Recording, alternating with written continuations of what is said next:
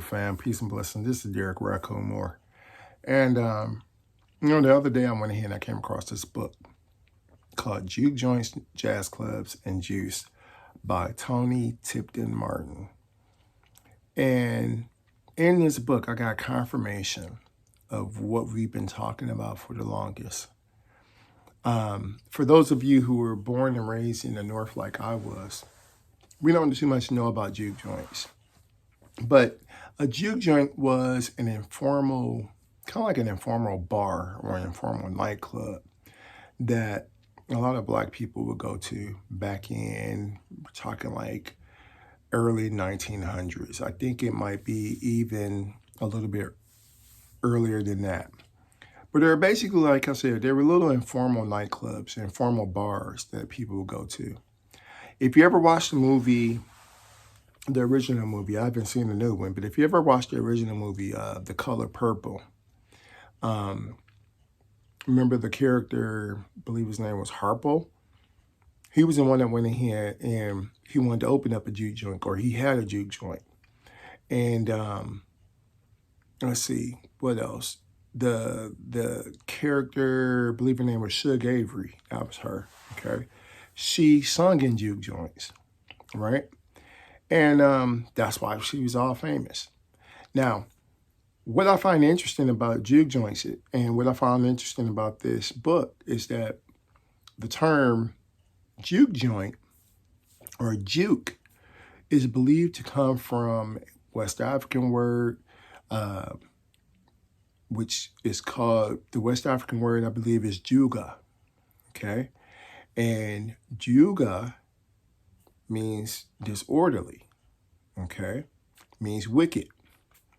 And I'm kind of go off from memory. I should have wrote down some notes when I was talking about this, when I came across this, but it was just, it impacted me when I saw that. So they believe that it comes from the word juga. Another theory, though, is that they believe it comes from the Gullah word juke. And that word means disorderly, and it means rowdy, okay?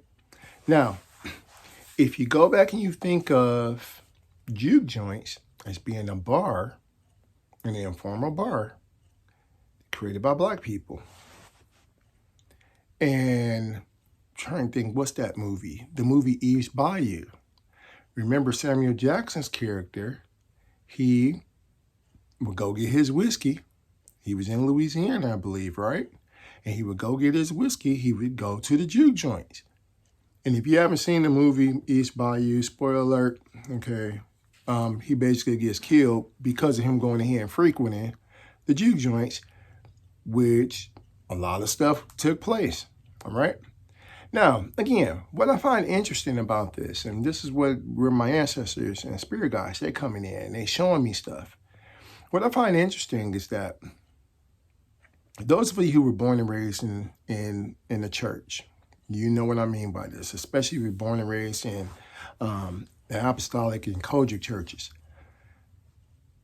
Remember, you used to always have to go and follow all these rules and, excuse me, some of these rules or some of these sins, they had no biblical base. Y'all remember that? Okay. Remember there was stuff like, well, you can't, what was it? You can't roll dice.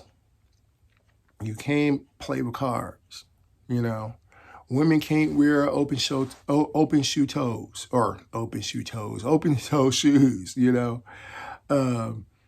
what was it? There was another one. Women, you can't wear red dresses. You can't wear red. Okay. Remember all these different rules and all these things? I remember one time, talk about memory. I remember one time having some dice. We sat up there playing Trouble. And my grandfather was like, no, we don't play dice in my house. And we playing Trouble, the game Trouble.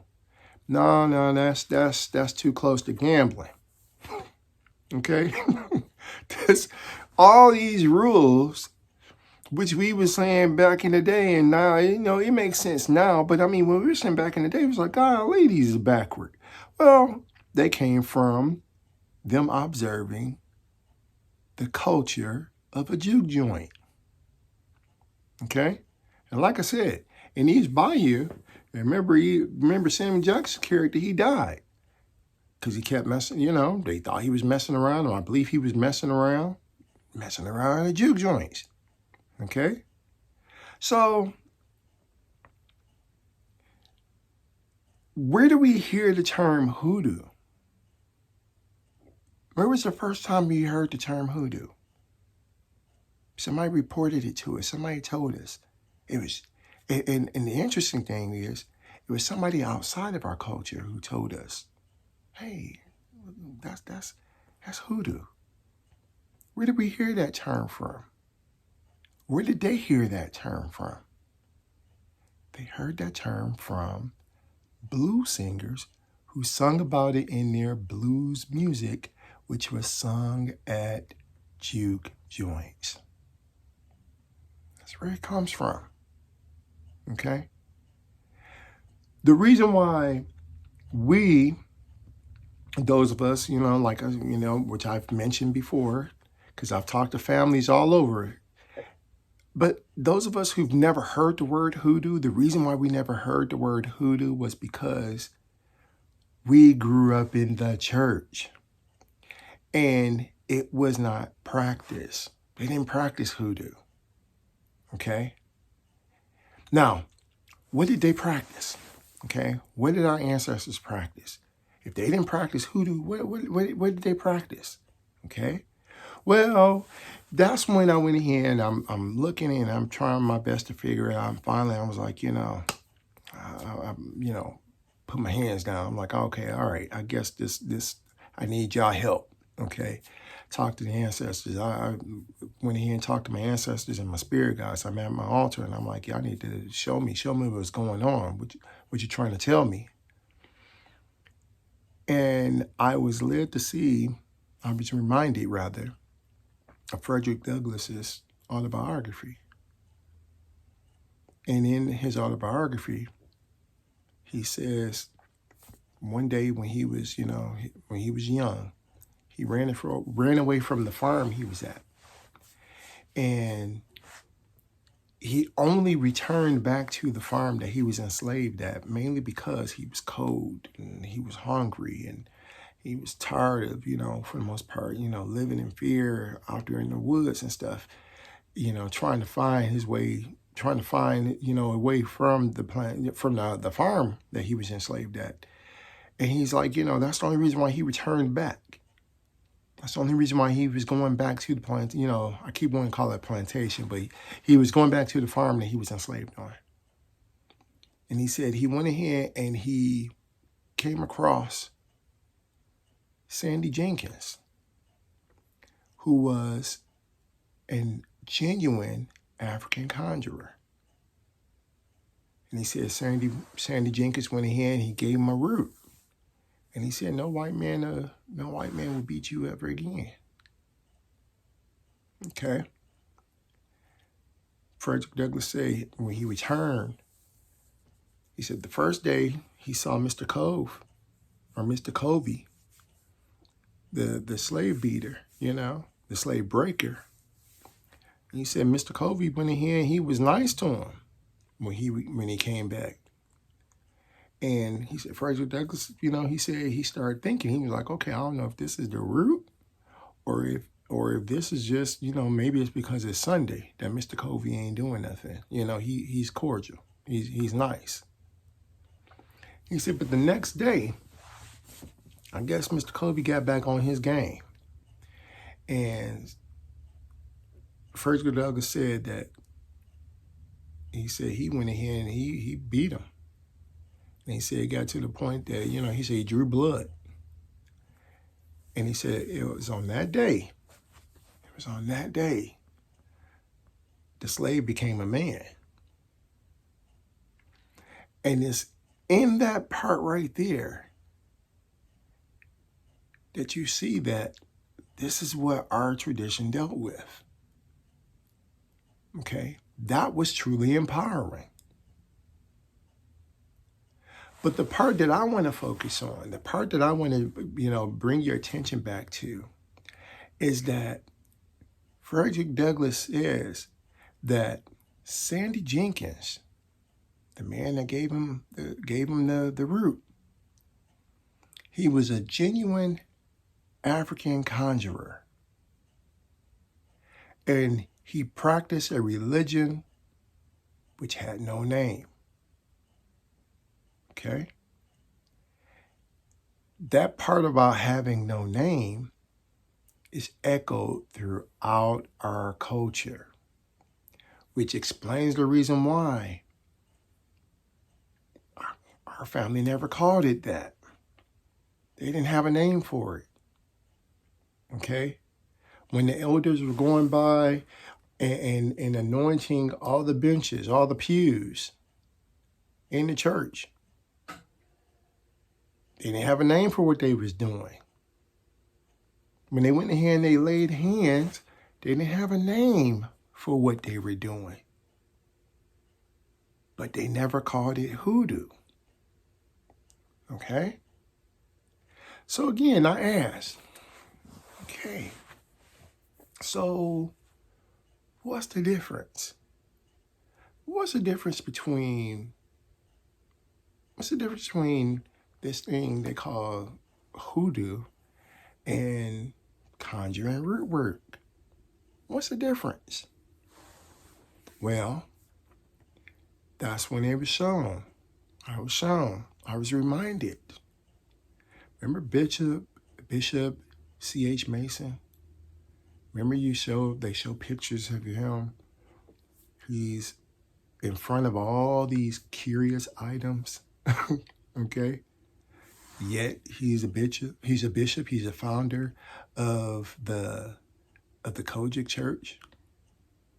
Okay? So, what's the difference? Remember the interview that Miss Erica Alexander gave? And when she said, my grandmama was a witch. My grandmama had potions. She would go down to Louisiana to go get some potions. And if she came back, she was twisted. Okay? Sound like that root. But she was twisted. And one time she was twisted, what did she say? One time she was twisted, the sisters in the church went and got the reverend. They went ahead and the reverend fasted. They all fasted, came back, delivered her from whatever she was on, and that was it. And told her, don't go back down to this. You have to stay away from there. Okay? So, what's the difference between hoodoo and conjuring root work? And I'm calling it conjuring root work because Frederick Douglass said that's what Sandy Jenkins was. He was a genuine African conjurer. Okay? And we've all heard this, all right? So what's the difference? I asked, what's the difference? Well, that's when it came to me. That's when they showed me. The difference between conjuring root work versus hoodoo is that conjuring root work have religious and spiritual overtones that guides the practitioner's actions and behaviors. Okay? Whereas in hoodoo, religious and spiritual overtones is optional. Okay? That's the big difference. This is the reason why the elders in the church, we gotta fast before we do this. And it's confirmed by Eric Alexander's video or her interview. They had to fast to do certain things. They had to go ahead. It used to be a time, and like I told you, those of you, I've told this story before about, how I was born and, how I was raised, and I accompanied my father every time he went to some, a church to preach or whatever. And I saw the preachers. I saw the old school preachers. They used to fast. They would go for like a day, 2, 3 days just to get that message from the Spirit. Okay? So they were still engaging in the Africanness of our spirituality. Whereas hoodoo, on the other hand, was considered to be witchcraft. Hoodoo they would use the Bible if they chose to, but they use other kind of things as well. Okay? And it's optional. That's the reason why to this day, you still see people who talk about, hey, well, do we have to use the Bible? Okay? That question alone, by even asking, do you have to use the Bible? Do you have to do this? Okay? By you going ahead and asking that, automatically sets you apart from our ancestors, because there is no way our ancestors would go ahead and try to do any kind of work without including the Spirit or God in it. Okay? So I hope you see where I'm going with that. Hope y'all that makes sense to you. Okay? Because that right there is the difference. And this is part of the reason why I've said it before. I think we should stop. I think we should abandon the term hoodoo. Okay? I think we should, unless you're into the whole just doing magic, okay, then yeah, you keep doing it. Okay? But I don't think we're going to get a whole lot of support by you doing that, especially now that you know this. Okay? Now, as to why they didn't have a name for their spirituality. What my ancestors and guides was telling me, the reason why they didn't have a name for it is because, again, true African thinking, the reason why they didn't have a name for it is because they recognized that everybody's spirituality was different. Okay? It was unique to themselves. So there was no reason to name it. It was looked upon as being a talent or a blessing, or from their mindset, it was looked at as being a truly a blessing from God or from the ancestors. Okay? And this is the reason why, this is where the religious and spiritual overtone comes in. You had to live a certain way in order for you to maintain your talent, in order for you to maintain your gift. If you went out there and you had the gift of singing, if you had the gift of singing and you just went ahead and you did whatever, you sung for whomever and everything, it wasn't going to last. Okay? They were going to take it from you. Because again, the way they looked at the secular life, completely different from the way Europeans or white people went ahead and they looked at it. To be secular from an African mindset is to be all for self. This is the reason why we find the blues singers, they always sung about that. They sung about how this was the life they chose. This was the life they lived. It was a hard life. They didn't have a whole lot of blessings.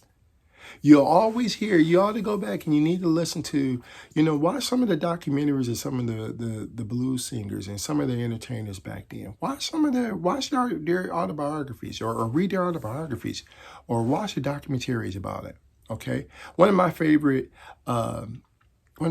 blues singers is Howlin' Wolf. But I felt his pain when he was saying his mama, she kind of turned her back on him because he was out there singing in the world. We've all know that. We've all, and we got a whole lot of family that has gone through that. Okay? So, just want to let y'all know that, okay? This is what our ancestors practiced. Our ancestors practiced conjure and root work. That was their spirituality. But and even at that, they still didn't have a name for it. Okay, they still didn't really call it a specific name. But if we want to go in here, we want to say, okay, well, what was, the closest to it? It was conjure and root work. It was not hoodoo. Okay, and as I've stated before, we should stop really calling our especially if you're doing this, if you're doing, living your ancestral way, you should stop calling it hoodoo. I really think you should stop calling it. Again, I'm just going ahead and giving my opinion. And I just think it would be best for us to go ahead and leave certain things alone, because this is other people going in here and trying to steer and tell us what our culture is and what our way was. When all we got to do is go ahead and talk to our ancestors and spirit guides, and they'll tell us what it is. Okay? So hopefully that was helpful to you. If you got any comments, questions, or suggestions, as always, feel free. Go ahead, drop me a line. Until next time, fam, here to Pooh. Peace.